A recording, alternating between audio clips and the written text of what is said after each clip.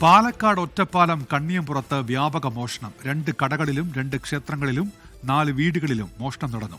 ക്ഷേത്രങ്ങളുടെ ഭണ്ഡാരം കുത്തിത്തുറന്നാണ് പണം കവർന്നത്. പിന്നിൽ 2 അംഗ സംഘം എന്നാണ് നിഗമനം. പോലീസ് അന്വേഷണം തുടങ്ങി.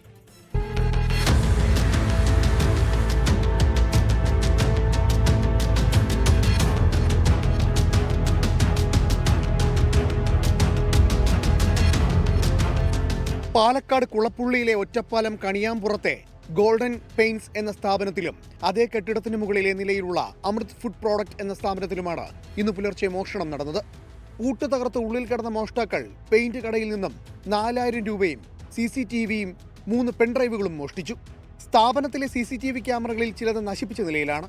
25,000-ഓളം രൂപയുടെ നഷ്ടം കണക്കാക്കിയതായി ഉടമ സുഭാഷ് പറഞ്ഞു.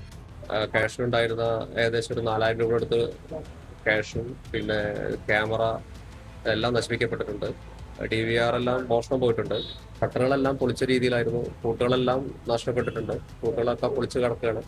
അതേ കെട്ടിടത്തിന് മുകളിലെ അമൃത് ഫുഡ് പ്രോഡക്റ്റ് എന്ന സ്ഥാപനത്തിൽ നിന്നും മൊബൈൽ ടാബാണ് നഷ്ടപ്പെട്ടത്. തൊട്ടപ്പുറത്തെ ഇരുചക്ര വാഹന ഷോറൂമിലും പൂട്ടു തകർത്ത് മോഷണം ശ്രമം നടത്തി. കണിയാമ്പുറം തെരുവിലെ മുനിയപ്പൻ ക്ഷേത്രത്തിന്റെ ഭണ്ഡാരത്തിൽ നിന്ന് 5000-ഓളം രൂപ നഷ്ടപ്പെട്ടിട്ടുണ്ട്. ഗുരുമൂർത്തി ക്ഷേത്ര ഭണ്ഡാരത്തിൽ നിന്ന് 3000 രൂപയും കവർന്നു.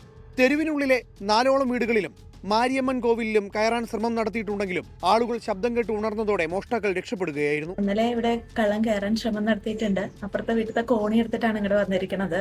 പിന്നെ അവരുടെ വീട്ടിലേക്കും ഞങ്ങളുടെ വീട്ടിൽ നിന്ന് ചെറിയൊരു കോണിയുണ്ട്, അതെടുത്തിട്ട് അങ്ങോട്ടും കയറാൻ ശ്രമിച്ചിരിക്കണം. പിന്നെ അതവിടെ അമ്പലത്തിലൊക്കെ കയറിയെന്ന് പറഞ്ഞു, അവിടെയും കയറാൻ ശ്രമിച്ചിരിക്കുന്നു. ബൈക്കിലെത്തിയ 2 പേരടങ്ങിയ സംഘമാണ് മോഷണത്തിന്റെ പിന്നിലുള്ളതെന്നാണ് CCTV ദൃശ്യങ്ങൾ വ്യക്തമാക്കുന്നത്. പ്രതികൾക്കായുള്ള അന്വേഷണം ഒറ്റപ്പാലം പോലീസ് ഊർജിതമാക്കി. 24 പാലക്കാട്.